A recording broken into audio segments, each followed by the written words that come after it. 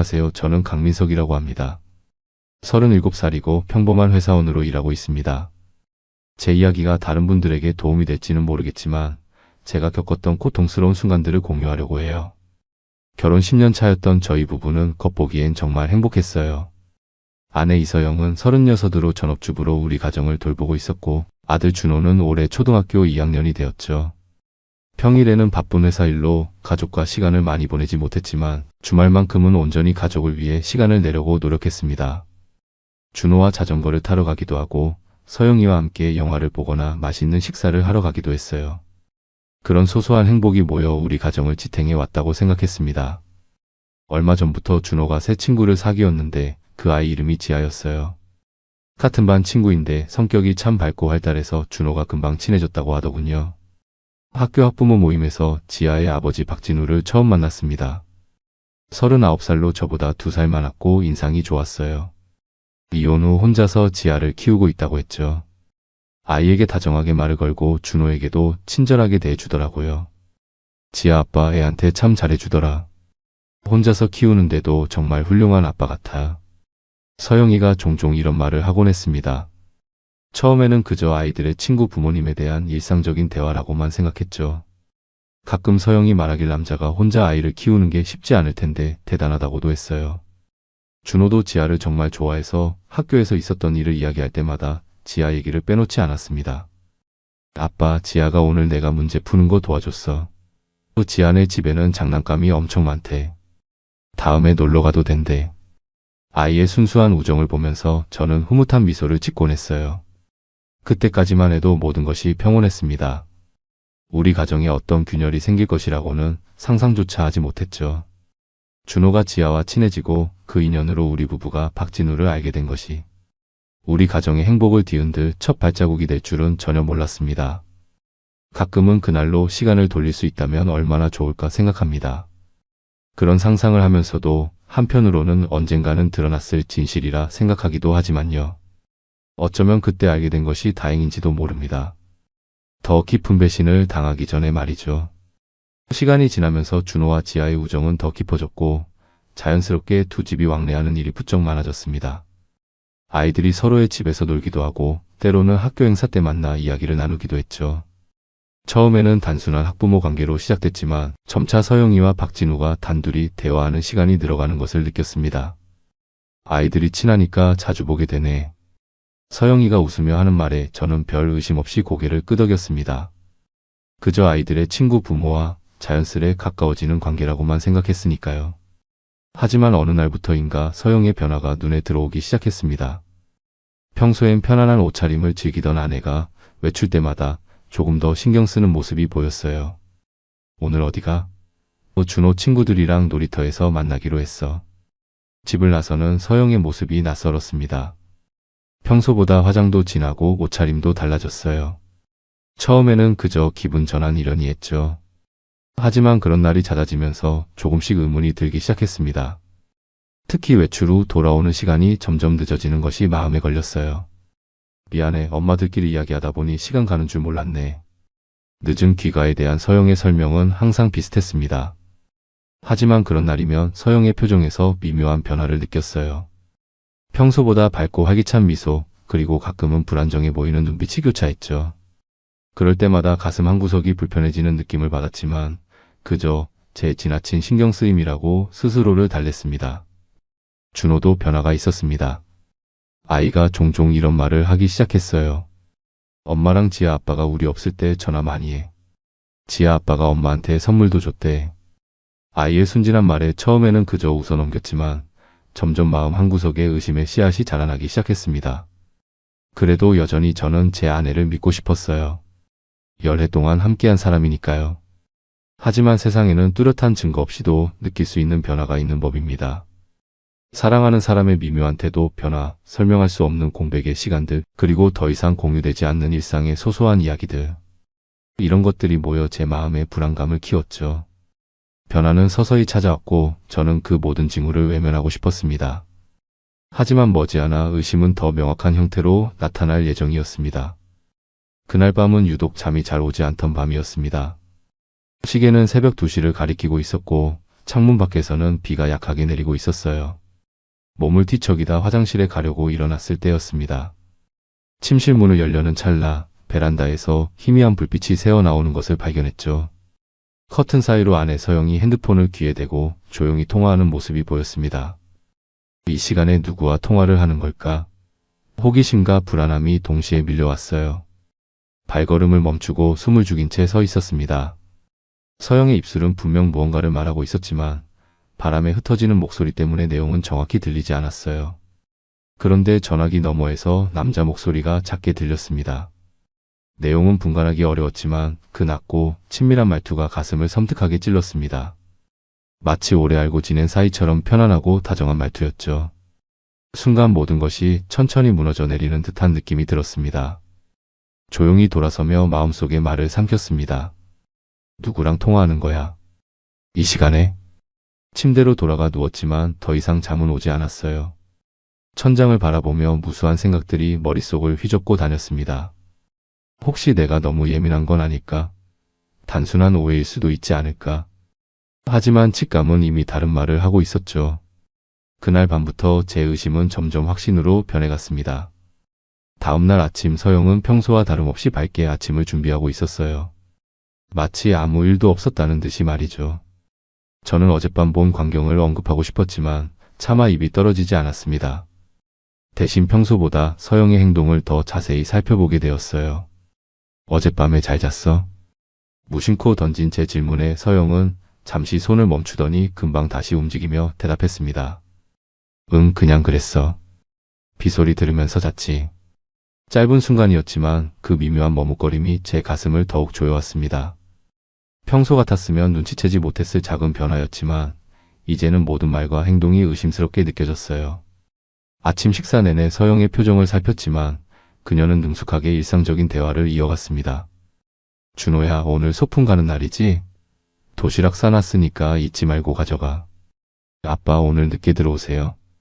평범한 아침 풍경 속에서도 어젯밤의 베란다 통화 장면이 자꾸만 떠올랐습니다. 누구였을까? 왜 그 시간에? 왜 몰래? 의문은 꼬리에 꼬리를 물었고 마음 한구석에서는 이미 대답을 알고 있다는 느낌이 들었습니다. 출근길 평소와는 다르게 서영에게 작별 인사를 할 때 그녀의 눈을 똑바로 쳐다봤어요. 그 순간 그녀의 눈빛에서 미묘한 동요를 느꼈습니다. 이제 저는 더 이상 침묵할 수 없다는 것을 알았습니다. 진실을 마주해야 했어요. 그날부터 저는 조용히 증거를 모으기 시작했습니다. 어느 저녁 식탁에 둘러앉아 저녁 식사를 하던 중 서영이가 갑자기 말을 꺼냈습니다. 내일 어린이날인데 애들 부모들끼리 다 같이 놀이공원 가기로 했어. 서영의 말에 준호가 눈을 반짝이며 물었어요. 진짜? 지아도 가? 그럼 지아랑 지아 아빠도 간대. 서영은 신이 난 듯 대답하며 저를 향해 말을 이었습니다. 당신은 같이 안 가도 돼. 회사 일 바쁘잖아. 평소 같았으면 가족 행사에 참여하지 못하는 것에 미안함을 느꼈겠지만 이상하게도 서영의 말투에서 저를 배제하고 싶어하는 느낌을 받았습니다. 특히 밝게 웃는 표정이 왠지 어색하게 느껴졌어요. 잘 다녀와. 사진도 찍어줘. 평온한 척 대답했지만 속으로는 불안감이 커져갔습니다. 서영은 고개를 살짝 돌리며 대답했어요. 그냥 애들이랑 놀기 바빠서 안 찍을 수도 있어. 번거롭잖아.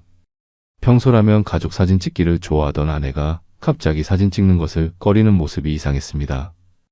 말로는 표현하지 않았지만 직감적으로 무언가 잘못되고 있다는 느낌이 들었어요. 식사 후 준호가 잠든 사이 아내의 핸드폰을 슬쩍 살펴볼 기회가 있었습니다. 메시지 목록에서 박진우라는 이름을 발견했고 최근 주고받은 메시지를 확인했습니다. 대부분은 아이들 관련 대화였지만 가끔 둘만의 만남을 암시하는 내용이 눈에 띄었어요. 지아 학원 데려다주고 잠깐 커피 한 잔 어떠세요? 혼자 육아하느라 이야기 나눌 사람이 별로 없네요. 좋아요. 2시에 만나요. 평소 장소. 평소 장소라. 그들만의 약속 장소가 있다는 뜻이겠죠. 그리고 혼자 육아하느라라는 문구가 왠지 마음에 걸렸습니다. 박진우의 이혼 상황이 서영에게 동정심을 자극했던 걸까요?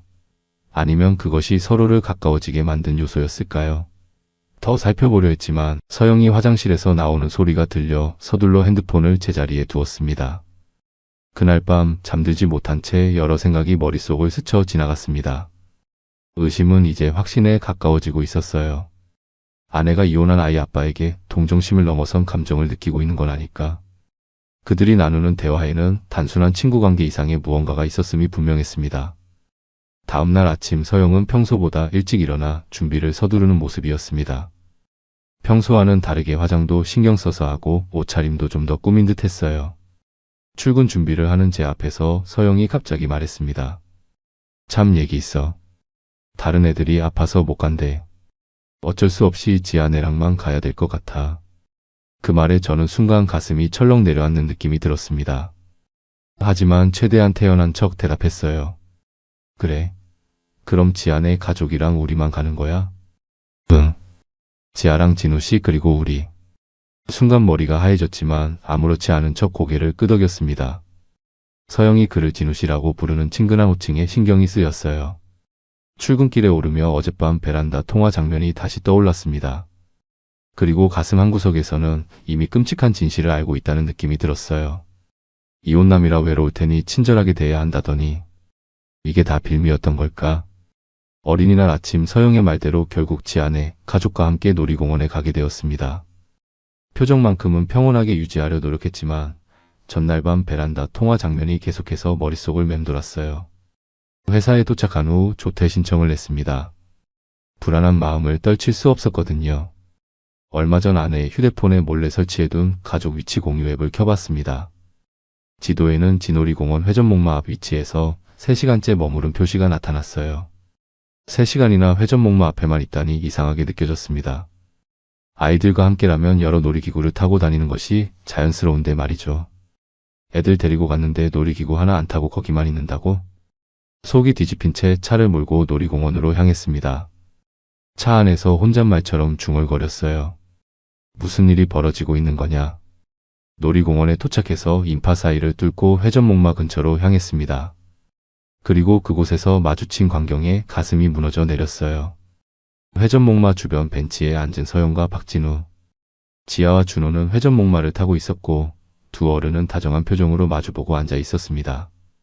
멀리서 지켜보니 박진우가 물티슈로 서영의 손등을 닦아주는 모습이 보였어요. 그리고 서영은 조금 민망하면서도 싫지 않은 듯 웃고 있었습니다. 그 모습을 보는 순간 온몸에 피가 거꾸로 솟는 느낌이 들었어요. 아내가 다른 남자와 저렇게 친밀한 모습을 보이다니. 천천히 그들 쪽으로 걸어가면서 핸드폰 녹음 앱을 켰습니다. 이제는 확실한 증거가 필요했으니까요. 조용히 그들 가까이 다가갔지만 두 사람은 저를 알아채지 못했어요. 그들은 서로에게 집중한 채 대화를 이어가고 있었습니다. 회전목마가 돌아가는 소리와 사람들의 웃음소리 사이로 두 사람의 대화가 들려왔어요. 박진우가 서영에게 다정하게 말했습니다. 저 둘 남매처럼 진짜 잘 어울리지 않아요. 서영은 그런 박진우를 바라보며 답했습니다. 진짜 우리 가족 같아 보이죠? 그 말에 가슴이 무너져 내렸습니다.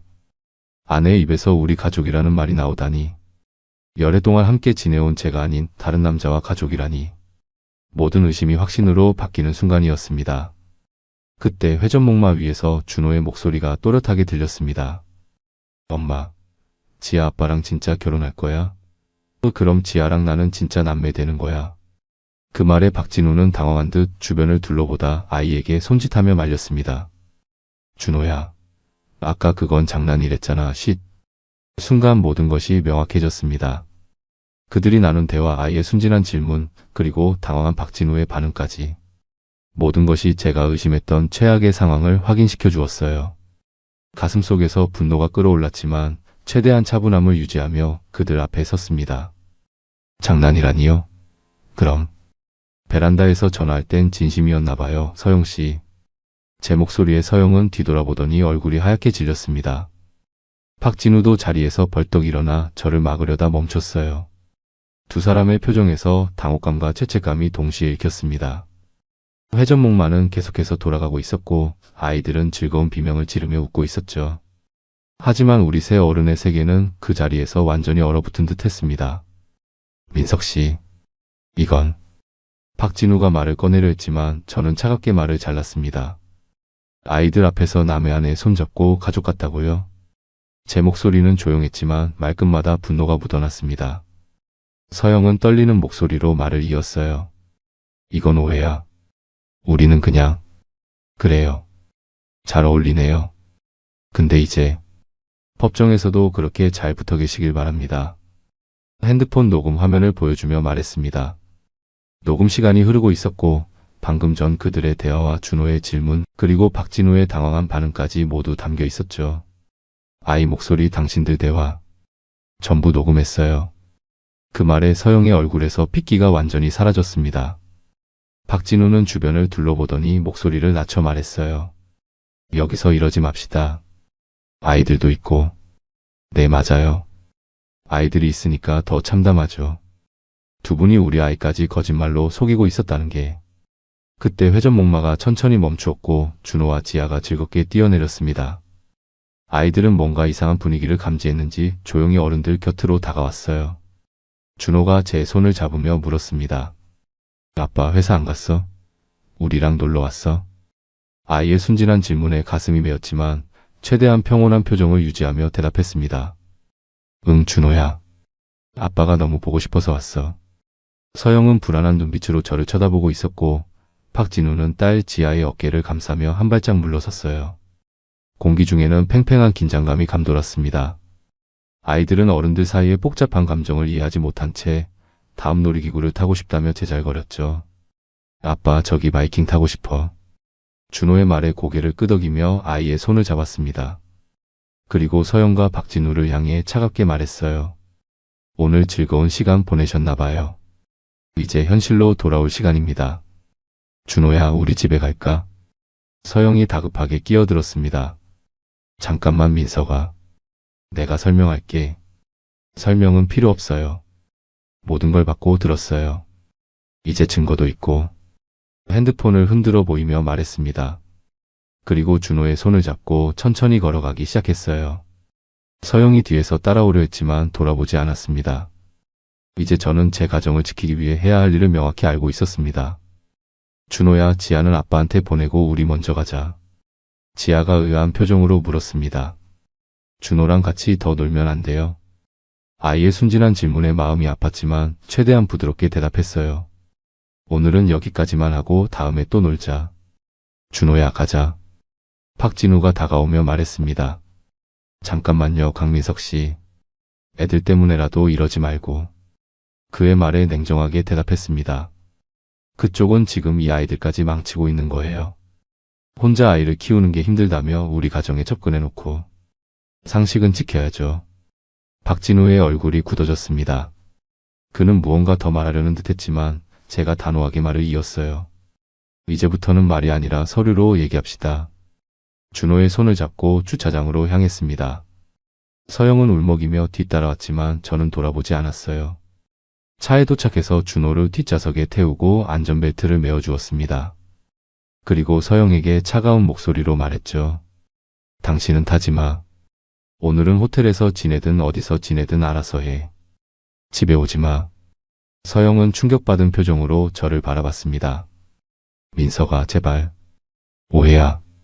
나 잠깐만. 오해라고? 내가 뭘 오해했는지 설명해봐. 당신들이 결혼 얘기하는 거? 우리 애가 지아랑 남매된다는 얘기? 그게 오해라고? 서영은 말문이 막힌 듯 아무 말도 하지 못했습니다. 준호가 창문 너머로 엄마를 보며 물었어요. 엄마 안 타? 엄마는 나중에 올 거야, 준호야. 제 대답에 준호는 의아한 표정을 지었지만 더 묻지 않았습니다. 차에 시동을 걸고 서영을 남긴 채 주차장을 빠져나왔어요. 백미러로 주차장에 홀로 서 있는 서영의 모습이 점점 작아지는 것을 보며 가슴 한구석이 찢어지는 듯한 아픔을 느꼈습니다. 하지만 동시에 이것이 올바른 결정이라는 확신도 들었어요. 집으로 돌아오는 길 준호는 계속해서 엄마에 대해 물었습니다. 엄마는 왜 안 와? 지아랑 지아 아빠랑 더 놀고 싶었어? 아이의 질문에 뭐라고 대답해야 할지 막막했습니다.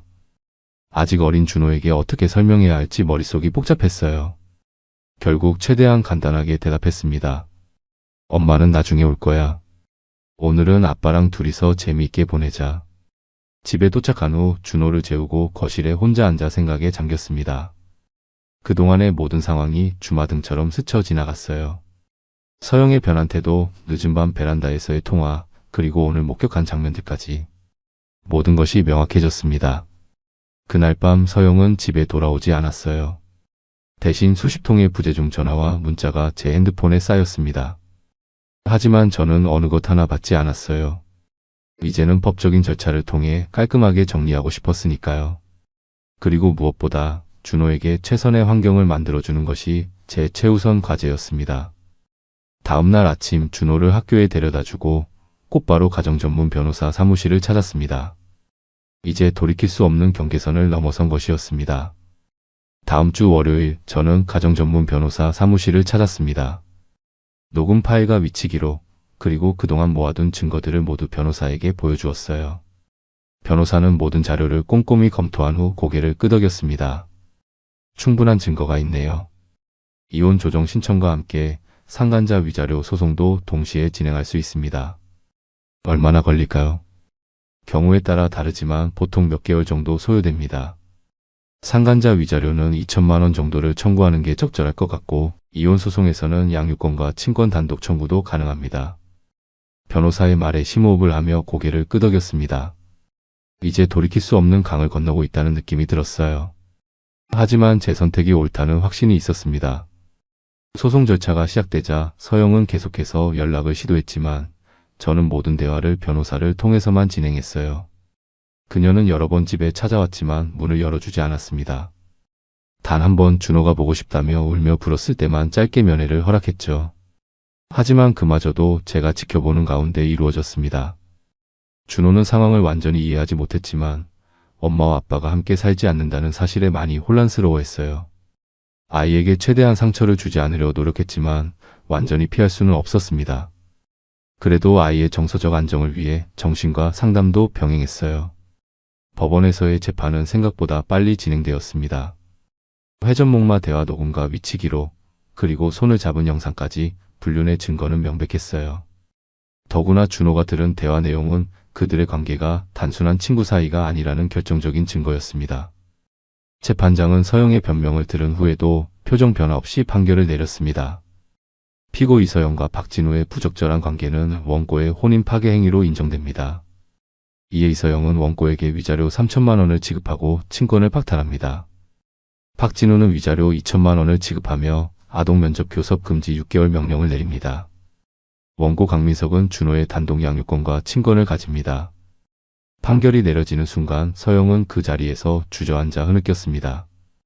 박진우는 어두운 표정으로 법정을 빠져나갔죠. 저는 가슴 한구석이 아팠지만 동시에 정의가 실현되었다는 안도감도 느꼈어요. 법원 밖으로 나오는 길 서영이 마지막으로 저에게 다가왔습니다. 민석아, 정말 이렇게 끝내야 해? 준호는? 우리 아이는? 차갑게 그녀를 바라봤습니다. 당신이 끝낸 거야. 우리 가정을, 준호의 행복을, 모든 것을. 혼자 아이 키우는 사람한테 연민을 느끼는 척하더니 결국 우리 아이까지 희생시켰잖아. 서영은 말없이 눈물만 흘렸습니다. 더 이상 할 말이 없었던 걸까요? 아니면 부정할 수 없는 진실 앞에서 침묵할 수밖에 없었던 걸까요? 앞으로는 법원이 정한 면접 교섭권에 따라서만 준호를 볼 수 있어. 그것도 내가 있는 자리에서만. 그게 당신이 선택한 결과야. 돌아서서 걸어 나오는 제 뒤로 서영의 흐느끼는 소리가 들렸지만 더 이상 돌아보지 않았습니다. 이제 저와 준호는 새로운 시작을 해야 했으니까요. 그로부터 몇 주 후 이사를 준비하며 집안 정리를 하던 중에 서영의 일기장을 발견했습니다. 망설이다가 결국 펼쳐보았어요. 그 안에는 서영이 박진우를 만나게 된 과정과 그들의 관계가 발전해간 경위가 적혀 있었습니다. 처음에는 정말 단순한 동정심에서 시작되었다고 적혀 있었어요. 혼자 아이를 키우는 아빠에 대한 연민이 점점 더 깊은 감정으로 발전해갔고 결국 그녀는 우리 가족이 되면 어떨까라는 생각까지 하게 되었다고 했죠. 그 과정에서 저와 준호에 대한 미안함도 적혀 있었지만 이미 그녀의 마음은 다른 곳으로 향해 있었습니다. 일기장을 덮으며 생각했습니다. 어쩌면 우리의 결혼은 그 전부터 이미 무너져가고 있었는지도 모릅니다. 하지만 그것이 그녀의 배신을 정당화할 수는 없었어요. 선택은 항상 자신의 몫이니까요. 위자료로 받은 돈을 준호의 교육비로 따로 저축해두었습니다. 그리고 새로운 집으로 이사해 아이와 함께 차근차근 새 생활을 시작했어요. 준호는 가끔 엄마를 그리워했지만 시간이 지날수록 점점 적응해가는 모습을 보였습니다. 박진우는 지아를 데리고 다른 지역으로 이사했다는 소식을 들었습니다. 아마도 이곳에서의 추억과 시선들을 피하고 싶었던 걸까요? 서영은 법원이 정한 대로 한 달에 한 번 제가 지켜보는 가운데 준호를 만났습니다. 그녀의 눈에는 항상 후회와 그리움이 담겨 있었지만 이미 돌이킬 수 없는 강을 건넌 후였죠. 때로는 화가 나고 때로는 슬픔이 밀려오지만 저는 준호를 위해 강해져야 했습니다. 이제 저희는 둘이서 서로에게 의지하며 살아가고 있어요. 상처는 여전히 아프지만 시간이 지나면 조금씩 아물리라 믿습니다. 이것이 제가 겪은 이야기입니다. 누군가에게는 교훈이 될 수도 누군가에게는 위로가 될 수도 있겠지만 저에게는 인생의 전환점이었습니다. 신뢰를 저버린 사람에게 두 번째 기회는 없다는 것, 그리고 자신의 선택에는 반드시 책임이 따른다는 것을 배웠습니다. 여러분이라면 어떻게 하셨을까요? 용서하셨을까요? 아니면 저처럼 단호하게 끊어내셨을까요? 어떤 선택이 옳은지는 아무도 확실히 말할 수 없겠지만 적어도 제 선택에는 후회가 없습니다. 가장 소중한 것을 지키기 위한 선택이었으니까요.